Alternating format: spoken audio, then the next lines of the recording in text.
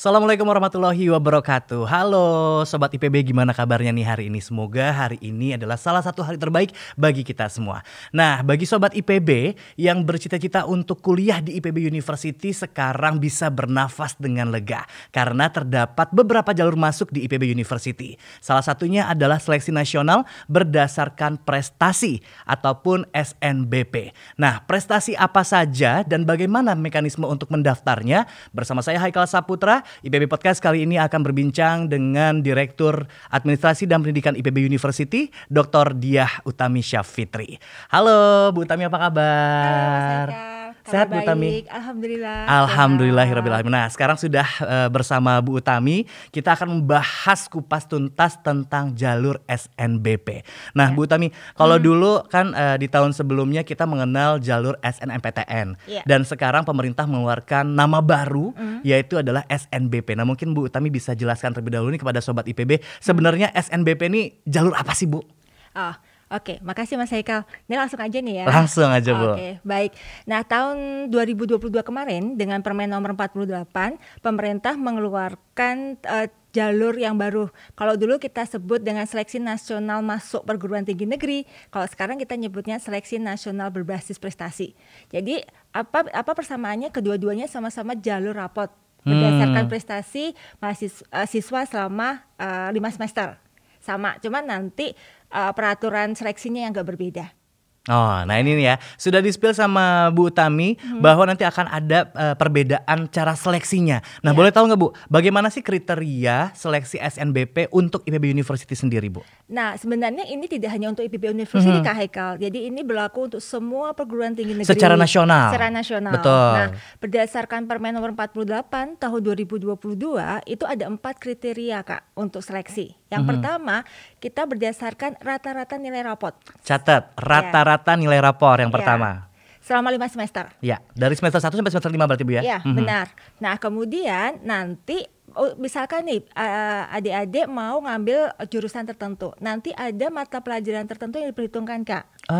Jadi ada mata pelajaran tertentu. Nah, itu pembobotannya adalah tergantung perguruan tinggi. Itu salah satu yang diperhitungkan. Kemudian teman-teman yang ngambil olahraga dan seni ada namanya tes portofolio. Ada juga melampirkan tes portofolio yang ketiga khusus untuk teman-teman yang mengambil jurusan olahraga ataupun seni. Iya. Oke. Kemudian yang ketiga jadi berdasarkan prestasi yang adik-adik punya. Nah, itu 4 kriteria yang akan kita gunakan untuk seleksi di SNBP. Oke, nah ini menarik teman-teman bahwa memang artinya selain harus berdasarkan dengan prestasi, tetapi juga ada turunannya gitu ya Bu ya? Iya, benar. Nah, pertanyaan berikutnya, apakah dari SNBP IPB ini sendiri atau seleksi nasional berdasarkan prestasi ini, apakah bisa untuk teman-teman dari jalur ataupun dari program studi IPS Bu?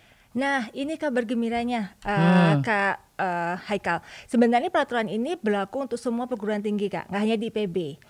Memang IPB basisnya IPA. Betul. Kan, basisnya IPA. Tapi berdasarkan peraturan tadi yang saya sebutkan Permen nomor 48 tahun 2022, itu dibuka kesempatan bahwa siswa-siswa dari jalur IPA, IPS dan bahasa itu boleh mendaftar ke perguruan tinggi negeri. Wah, luar biasa, ini benar-benar kabar baik ya untuk teman-teman semua. Mungkin kalau dulu pengen masuk IPB tapi wah, IPB kan basisnya saintek, basisnya IPA, sementara saya IPS. Dengan peraturan menteri tersebut berarti sekarang sudah dibuka nih Bu. Teman-teman IPA, IPS, bahasa bisa masuk IPB melalui jalur SNBP. Ada syarat turunan lagi nggak Bu? Biasanya kan ada ya syarat dan ketentuan berlaku gitu.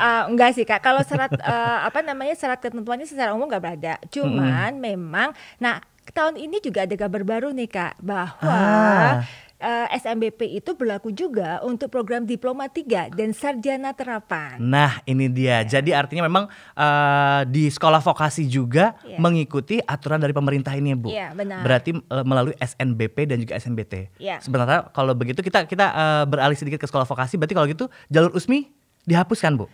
Ya. Dan ini banyak bertanya, kenapa tidak ada jalur USMI lagi? Nah, by peraturan semuanya lewat SMBP dan SMBT. Nah, terjawab ya teman-teman semuanya, teman-teman yang pengen masuk IPB, Bapak Ibu guru BK gitu ya, itu dia alasannya kenapa jalur USMI di tahun ini tidak ada untuk di sekolah vokasi ya.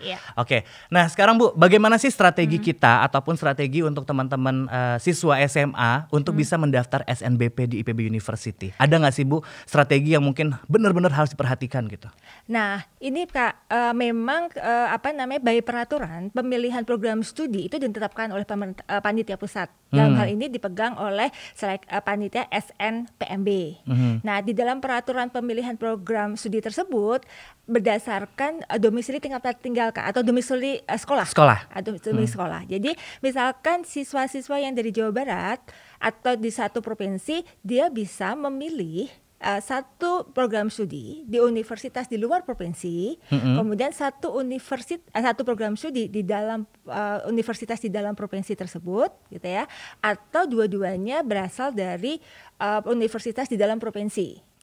Jadi boleh. Atau bagi yang ingin banget kuliah di luar provinsinya, boleh hanya memilih satu program studi. Ya, nah strateginya gimana nih untuk masuk ke IPB? Nah, untuk masuk ke IPB sebenarnya sama aja sih dengan semua semua perguruan tinggi. Peluangnya pasti kalau yang dari luar Jawa Barat nih Kak, harapannya IPB sebagai pilihan pertama. Nah, ya. Karena itu peluang untuk diterima akan menjadi besar. Lebih besar gitu ya Bu ya. Artinya kita bicara peluang ya Kak ya. Kita bicara peluang karena nanti seleksi itu dilakukan dalam 2 tahap. Tahap yang pertama itu adalah kita menyeleksi pilihan pertama. Untuk di luar pertama, kemudian kita akan menseleksi pilihan kedua, putaran kedua kita akan menyeleksi di putaran kedua. Nah, kalau jadi kalau yang dari luar provinsi Jawa Barat nih mau milih IPB di pilihan pertama, maka peluang untuk seleksi di pilihan pertama kan akan lebih besar. Nah, itu. Nah, kalau yang siswa-siswa yang dari Jawa Barat nih, saya sarankan sih dua-duanya pilih IPB Kak, satu dua-duanya. Ini udah ada dapat bocoran nih kisi-kisi bagaimana strategi teman-teman untuk bisa lolos IPB University tahun ini lewat SNBP. Ya, sekali lagi Haikal highlight ya, kalau teman-teman berada di luar provinsi Jawa Barat, pastikan pilih IPB di pilihan pertama. Ya. Nah, kalau untuk teman-teman yang berada di kawasan Jawa Barat, silahkan pilihan 1 dan pilihan 2-nya di IPB University. Bu Tami, ini ada yang menarik nih. Banyak banget yang beredar di Instagram ataupun juga ketika kita live dan lain sebagainya, itu banyak banget yang bertanya, bener nggak sih kalau IPB University itu nggak mau terima di pilihan kedua? Bener nggak Bu? Fakta atau mitos? Kalian pilih mana? Fakta atau mitos? Bu Tami aja yang jawab. Sebenarnya itu mitos sih Kak, karena faktanya tadi saya sampaikan, kita kan seleksi itu di putaran pertama. Nah, spesialnya IPB Kak, kita selalu minta yang pilihan 1, pilihan 2-nya itu masuk sekaligus di putaran pertama kita minta. Jadi seleksi, makanya saya sarankan kalau yang dari Jawa Barat sebaiknya pilih dua-duanya dari di IPB, karena dia akan masuk di seleksi tahap pertama. Jadi sebenarnya kita menerima juga pilihan kedua selama tadi syarat yang ketentuan berlaku Kak Haikal. Jadi selama nilainya masih eligible untuk diterima dan memang layak untuk diterima di pilihan keduanya. Dan kuotanya masih ada gitu ya. Kuotanya masih ada. Apalagi sekarang kan siswa-siswa kan boleh campuran kan Kak. Boleh. Program sarjana bisa, program sarjana terapan juga bisa. Nah, kalau misalkan dua-duanya pilihan IPB nih, dua-duanya di IPB, maka ya peluangnya akan lebih besar. Ini juga nih harus di-highlight nih buat teman-teman semuanya yang mau mendaftar di IPB. Jadi tahun ini tuh bisa pilihan satunya dari program sarjana, pilihan keduanya bisa juga dari program D3 atau di sarjana terapan ya Bu ya? Ya, atau kebalikannya Kak. Atau kebalikannya boleh? Boleh, jadi bisa jadi pilihan pertamanya di sekolah vokasi, kemudian pilihan keduanya program sarjana juga nggak ada masalah. Atau dua-duanya di program sarjana, dua-duanya di sekolah vokasi juga nggak ada masalah. Nggak masalah, wah ini kabar gembira banget nih ya Bu ya. Tapi kalau kita balik lagi nih Bu, SNBP kan memang berbasis prestasi. Ada nggak sih Bu kriteria dalam tanda kutip misalnya mereka harus melampirkan atau memberikan bukti dukung gitu, dokumen yang menyatakan bahwa mereka berprestasi di bidangnya gitu. Apakah harus ada melampirkan dokumen atau seperti apa, Bu? Ya, secara kan teman-teman siswa-siswa sekarang lagi ngisi formulir nih Kak. Ya, betul, Nah, betul. kalau formulir memang diminta untuk melampirkan. Jadi mereka kan diminta skalanya apa? Apakah skalanya kabupaten, provinsi gitu ya, nasional atau internasional, kemudian bidangnya apa? Itu diminta Kak memang. Kemudian diminta juga lampirannya gitu. Nanti proses seleksi itu akan diserahkan di masing-masing universitas. Oke ya, wah seru banget nih teman-teman, banyak sekali nih informasi update ya khusus untuk teman-teman yang pengen masuk di IPB University melalui jalur SNBP. Nah sekarang banyak juga nih Bu Utami yang bertanya gitu kan, bagaimana sih dengan teman-teman yang mungkin dalam tanda kutip gitu ya Bu ya, yang merasa mungkin ada kendala ekonomi dan lain sebagainya, bisa nggak sih Bu teman-teman ini mendaftar melalui SNBP untuk program studi tertentu melalui KIPKA Bu? Ya, ini berita bagusnya Kak Haikal bahwa pemerintah itu sangat mendukung terkait dengan program pendidikan. Makanya untuk kalau di program pendidikan dasar menengah itu ada namanya program Kartu Indonesia Pintar. Yeah. Nah, kalau untuk di perguruan tinggi namanya Kartu Indonesia Pintar Kuliah. Kita nyebutnya KIPKA. KIPKA, betul. Nah, SNBP dan SNBT itu bisa Kak untuk KIPKA.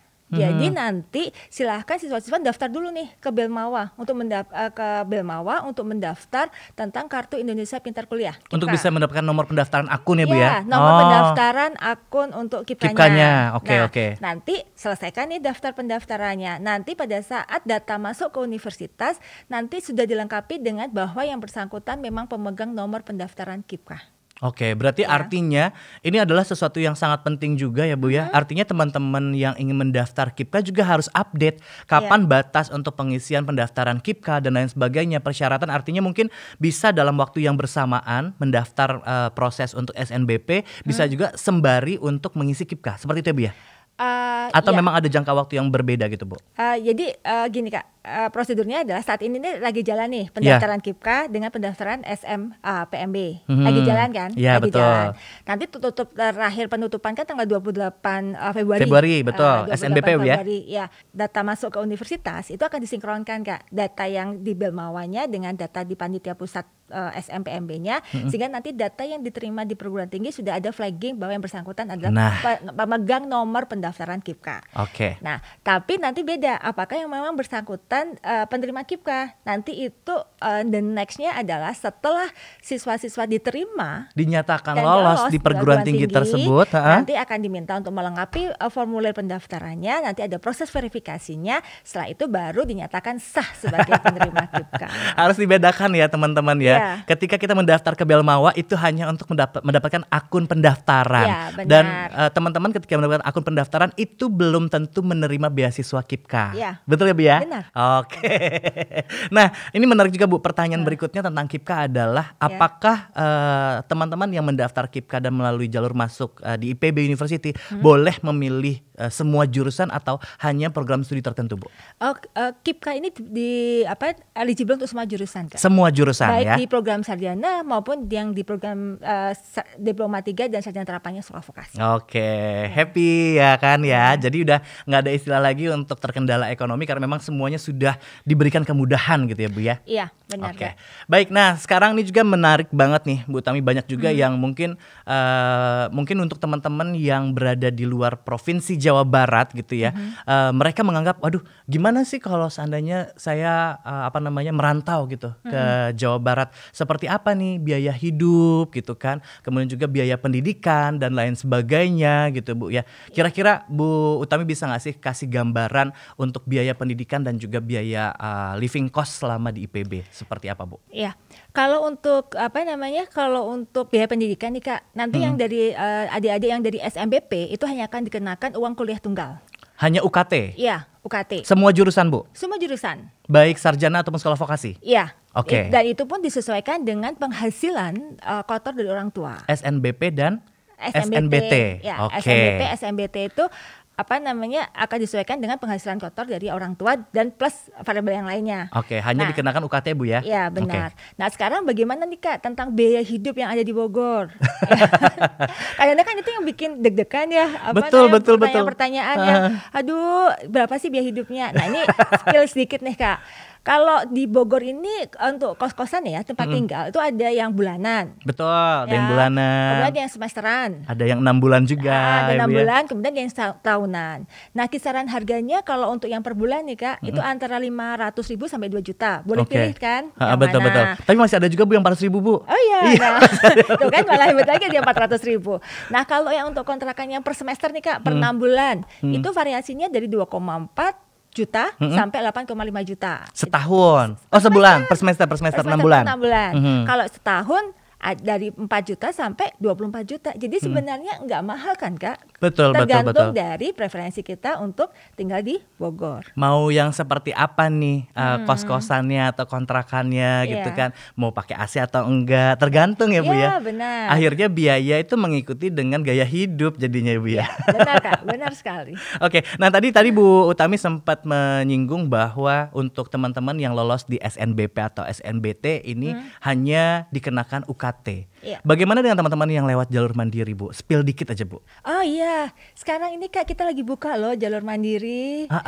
Jadi betul. kita ada beberapa macam jalur mandiri. Kita ada ketua OSIS, ada prestasi internasional nasional yang kita sebut dengan PIN. Kemudian kita juga ada beasiswa utusan daerah BUD. Kemudian ada juga kelas nasional Kak. Nah kabar gembiranya untuk teman-teman nih nanti yang daftar melalui jalur ketua OSIS dan prestasi internasional nasional PIN, jika masuk ke IPB nanti hanya dikenakan UKT. Nah ini dia, jadi sama kayak masuk lewat SNBP, SNBT ya Bu ya? Iya benar. Tidak bayar yang lain-lain, hanya membayar UKT saja. Wah mantap. Yuk daftar jangan lupa ya. Iya benar Kak. Sampai tanggal 28 Maret ya Bu ya?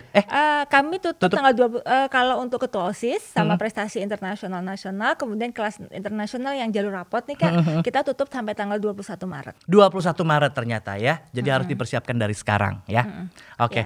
Baik. Nah, teman-teman juga mungkin penasaran nih kira-kira di IPB University selain ada jalur SNBP atau SNBT, kira-kira tadi Bu Tami juga udah sebut ya Bu ya. Tapi mungkin boleh Bu diulang lagi, kira-kira selain yang tadi udah disebutkan sama Bu Tami, ada nggak sih Bu jalur masuk yang ada di IPB University dan perbedaannya gimana Bu? Ya. Jadi ada jalur mandiri Kak namanya. Jadi secara peraturan kita diperbolehkan menggunakan SNBP, SNBT dan jalur mandiri. Nah kalau di jalur mandirinya IPB kita ada jalur by rapot, kemudian ada jalur by tes Kak. Nah ini dia harus dibedakan teman-teman. Ada yang mungkin jalur mandirinya menggunakan nilai raport dan juga ada berbasis tes tadi itu ya. Oke. Nah kalau untuk berbasis raport kita sudah buka nih Kak per tanggal 1 Februari kemarin sampai tanggal 21 Maret. Nah, apa saja nih jalur berbasis rapot? Yang pertama, ketua OSIS. Ketua OSIS. Ayo, ketua OSIS seluruh Indonesia jangan lupa kalau mau masuk perguruan tinggi pilihnya IPB ya. Ya, benar Kak. Benar ya. Yang kedua, kalau besi-besi ini sebenarnya tidak eligible tapi punya prestasi. Jadi bisa juga mendaftar melalui jalur prestasi internasional dan nasional. Atau kalau teman-temannya eligible juga untuk membesar peluang, bisa juga nih daftar juga di jalur prestasi internasional dan nasional. Oke, sebentar Bu. Berarti artinya kalau begitu teman-teman yang eligible kan mereka bisa daftar di SNBP, SNBT gitu ya Bu. Tapi teman-teman juga bisa juga Bu daftar di jalur mandiri IPB. Boleh? Boleh dong Kak. Itu kan dua seleksi yang terpisah. Jadi boleh saja. Namanya memperbesar peluang Kak. Jaga-jaga ya Bu. Jaga-jaga. Strategi gitu ya. Jadi boleh mendaftar SNBP, kemudian nanti misalkan dia ketua OSIS dan pengen kuliah di IPB, yuk gabung di IPB wajib daftar juga OSIS. gitu ya. Wah ini enak. Berarti ini saya berpikir kalau dia siswa SMA, kemudian dia ketua OSIS, berarti dia bisa dan eligible gitu ya Bu. Bisa masuk SNBP, bisa masuk SNBT, bisa masuk jalur mandiri ketua OSIS, bisa daftar juga di PIN kalau dia punya prestasi. Iya Kak, tapi yang SNBT itu syarat dan ketentuan berlaku Kak. Iya, kalau seandainya SNBP-nya nggak keterima. Nah, itu Kak Hekal, benar sekali. Oke, wah jadi ketua OSIS enak banget nih, jalur masuknya banyak ya. Iya, benar. Oke, terus ada apa lagi Bu? Berikutnya itu adalah yang beasiswa utusan daerah Kak yang disebut BUD. Ya, jadi kita itu by mitra sih Kak. Itu sebenarnya kerjasama dengan mitra, instansi terkait. Nanti pendaftarannya melalui mitra. Jadi sponsorship dari mitra. Oke. Nah, kemudian kita punya kelas internasional Kak. Kelas internasional, Ya, betul. kita punya 5 program studi yang melalui kelas internasional. Oke, dan kalau nggak salah juga di program di seleksi di jalur masuk PIN itu ada juga yang kategori jalur pramuka, ya kan? Ada juga yang hafiz Iya, Quran Kak. gitu ya, Bu ya. Iya, benar. Spill dikit dong Bu, spill dikit Bu. Mau nggak ya? Ya, memang tadi saya nyebutkan baru prestasi internasional dan nasional Kak. Tapi sebenarnya di dalamnya tuh banyak banget Kak. Turunannya banyak ya, Bu, ya? Banyak banget. Yang pertama kita punya program namanya ya tentunya prestasi akademik Kak. Kalau prestasi akademik ini buat teman-teman yang punya kejuaraan olimpiade Kak. Oh, oke. Yang matematika, fisika, kimia, biologi, informatika. Pinter-pinter gitu. nih Bu ya. Pinter-pinter ya. Silahkan bergabung dengan kami melalui jalur yang tadi prestasi. Kemudian kami juga kalau misalkan dia juara nasional nih Kak, olahraga. Olahraga misalnya taekwondo gitu ya, Bu ya. Iya, silahkan daftar. Nasional internasional boleh gabung lewat jalur PIN. Gitu. Kemudian seni, kita juga buka untuk jalur seni. Tapi juara ya Kak, nasional dan internasional. Jadi kriterianya juara 1, juara 2 dan juara 3. Kalau peserta belum boleh ya Bu ya? Belum boleh Kak. Kalau misal Bu, dia ikut seni tapi paduan suara yang bergrup, apakah diakui Bu? Nah, itu kan berarti kejuaraannya grup kan Kak. Yeah. Jadi kami masih mensyaratkan adalah kejuaraan itu sifatnya adalah individual. Individu ya terjawab ya teman-teman. Ya baik. Nah kemudian yang ketiga kita buka juga pramuka, tapi itu kerjasama dengan keluarga Jawa Barat Kak. Betul. Ya, jadi teman-teman kalau mau daftar jalur pramuka, yang pertama harus mendapat rekomendasi dari keluarga Jawa Barat. Untuk tahun ini ya Bu. Ya. Siapa tahu tahun depan nggak cuma Jawa Barat, ya kan Bu ya? Who ya, knows? Doakan aja Kak, doakan aja, mudah-mudahan. Okay. Nah kemudian kita ada apalagi jalur tafis Kak. Betul. Jadi kita juga jalur tafis. Jadi teman-teman kalau IPB buka jalur tafis nggak buka. Lewat mana? Lewat prestasi internasional dan nasional. Terima kasih banyak Bu, tapi banyak banget ya kan.